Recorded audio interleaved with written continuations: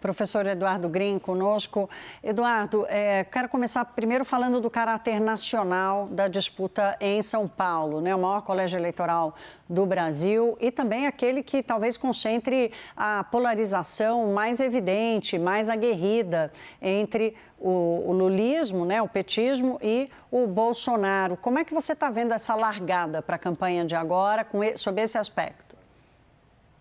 Essa vai ser a tônica da eleição aqui em São Paulo, como de resto deverá ser em várias outras cidades, porque a política brasileira continua muito polarizada, mesmo depois de um ano de passada a eleição presidencial.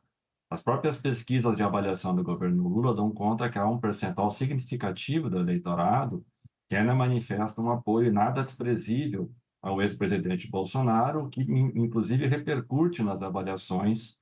da performance do governo, não tão boas quando comparada com aquelas anteriores do governo Lula. Então, nesse sentido, as eleições municipais, elas são uma antessala daquilo que já se prevê para as eleições de 2026. Será uma eleição polarizada, a política nacional ela está caracterizada por esse tipo de confronto, o Congresso Nacional ainda tem muito desse tipo de enfrentamento. Então, nesse sentido, São Paulo, sendo a capital mais importante do Brasil, dificilmente vai escapar da nacionalização desse debate que interessa para o governo, num contexto no qual o bolsonarismo,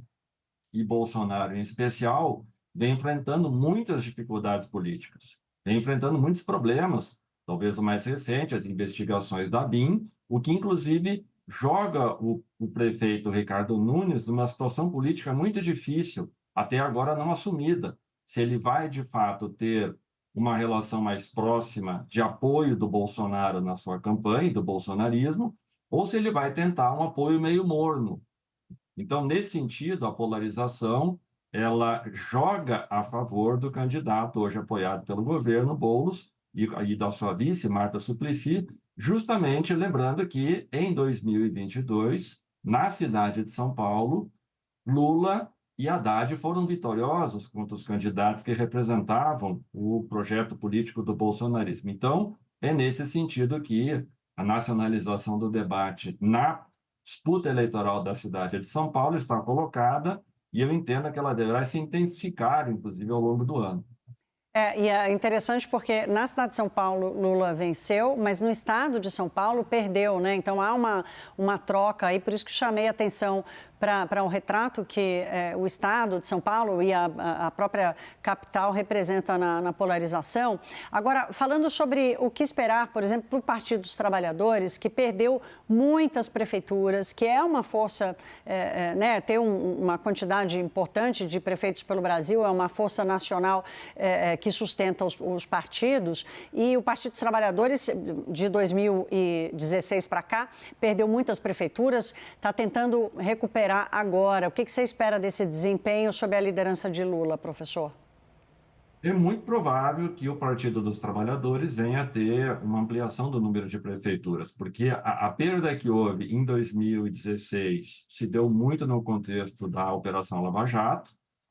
no processo que envolveu o impeachment da ex-presidenta Dilma Rousseff. No ano de 2020, ainda havia o rescaldo da prisão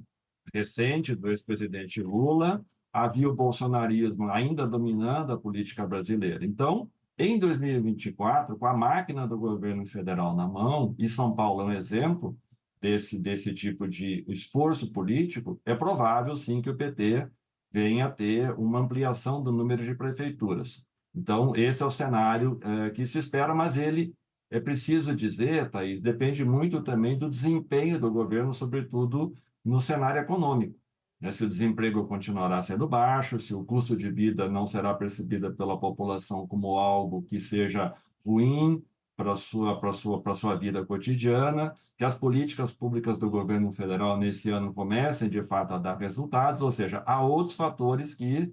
podem interferir nessa projeção que o Partido dos Trabalhadores faz, mas é um cenário bastante provável, mais uma vez, lembrando, num contexto no qual o bolsonarismo, como projeto político, enfrenta dificuldades, mesmo tendo muito recurso para fazer a campanha do fundo eleitoral e do fundo partidário, do PL, que hoje é o partido que representa o projeto político do bolsonarismo. Mas, repito, é um cenário bastante provável de ampliação, sim, não só de prefeituras, mas sobretudo de cidades importantes no Brasil, cidades capitais, cidades de médio porte,